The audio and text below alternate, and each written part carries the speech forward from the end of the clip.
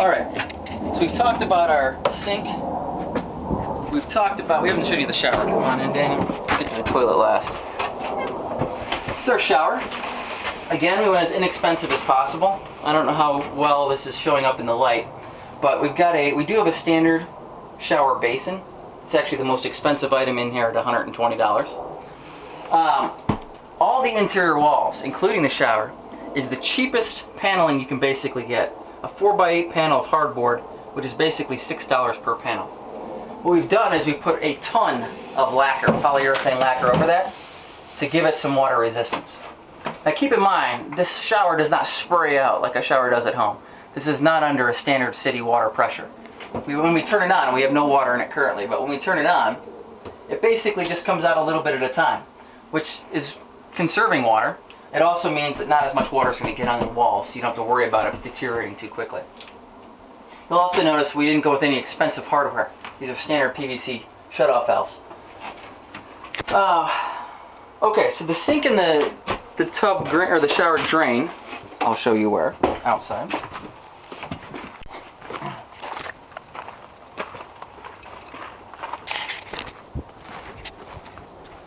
Here you can actually see our overflow, first of all, coming out.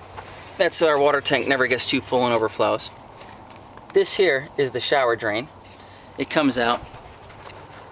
And what we're doing here is we're basically providing gray water to irrigate this mesquite tree.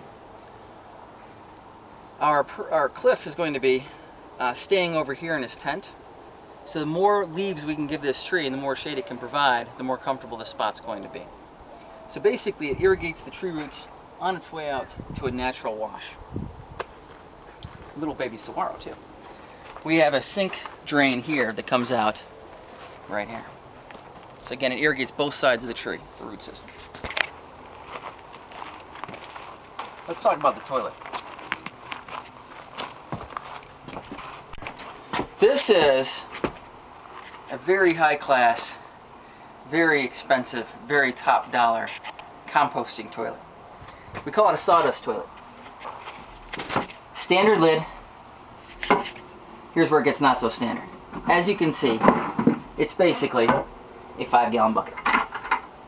What you do is when it's time to go, you do your business as you would any toilet. You can use standard toilet paper just as you would any other time. Dump it in there. Over here we have sawdust. Now we produce a lot of this. We plan on dumping some to Cliff regularly. However, when he does run out, you could use sand, you could use dirt, which there's plenty around.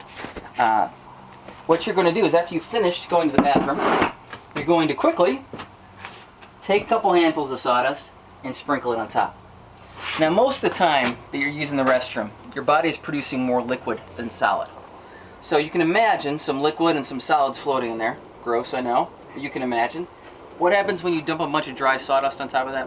It's going to float. If you put enough sawdust on top of it, it completely traps in all odor. We tested this. It's completely odorless. So there'll be an odor as you're going to the restroom. But as soon as you finish and you put the sawdust down here and open up the doors and the windows, it's going to air out in no time flat. Now, when your bucket gets about half full, and you don't really want to go more than half full, it's time to empty it. So in other words, you can use the restroom several times. You don't have to empty this every single time that you want to use the restroom. You'll take your bucket, and as you're moving it, you'll notice a little odor. But this is why we call it a composting toilet.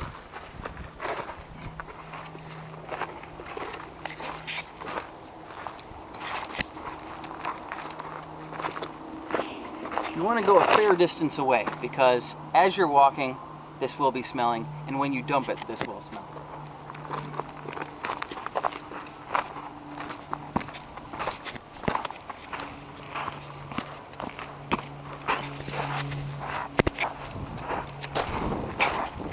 No, we are not going to dump in the wash. While there may be benefits to that, and that being that the water would actually draw stuff away, it's not ecologically sound. What you want to do is you want to create a compost pile. We've chosen a spot over here. prevailing breezes come from the opposite direction. This is bare desert for many, many acres. So what you can do, dump your compost here. Take your shovel, which I forgot to bring with me. Pile some earth on top of it, just to keep the odor down. There are a lot of trees around here, as you can see. As they drop their leaves, and as they drop their pollen, which is pretty strong right now, they're going to act as organic compost. And by the way, you also want to dump in the same pile all anything you would normally compost. Apple cores, orange rinds, anything that's biodegradable and organic, you want to drop into the same compost pile. You're going to add to this pile for a year. After a year, you're going to stop, and you're going to create another pile. If we just go down a little bit ways, there's another spot for another pile. You will leave this pile sit untouched for 1 or possibly 2 years. What's going to happen then is after it's sat untouched, covered in earth, all the microbes in that garbage breaking each other down, what we should have is perfectly good fertilizer that you can then spread on your garden. But again, you cannot use it right away. It's got to sit for at least a year, possibly 2. What we'll do is we'll coliform test it. And when we test it after a year, if there's no active microbes, or no E. coli, no salmonella, nothing that's toxic at all, then we'll know it's good enough fertilizer to actually use for actually growing more food. So you're kind of creating an entire ecosystem here where you're eating food, it's going through your body, you're producing human manure fertilizer, which then you can then spread in a garden a few years later. And you'll have a continuous cycle going. Well, that pretty much wraps up our off-the-grid bathhouse. And it was a lot of work. What do you say, Daniel? Was it a lot of work? Yeah, too much. A lot more work than we expected. We sure hope that Cliff enjoys it, and we'll take a short video when we bring him out here to show him what we got. We'll see you then. Forgot to actually show you that solar panel we mentioned. Simple, very small solar panel which collects the sunlight. Actually, supplies the light to the inside to our night light that we have in there above the mirror. Also, we're kind of producing this video for people who might already be familiar with kind of passive solar principles, but I forgot to mention that these panels, these awning panels, the other purpose they serve, I mean, number one, it provides a little shade outside. You can put a chair down, sit in the shade. But it serves double duty in that it does not allow summer sun to come into through our windows. But it will allow the lower winter sun, especially here on the south side, the lower winter sun can come through into the windows while the more vertical summer sun stays out. So it's just something we want to definitely point out to people who may not be familiar with fairly standard passive solar principle.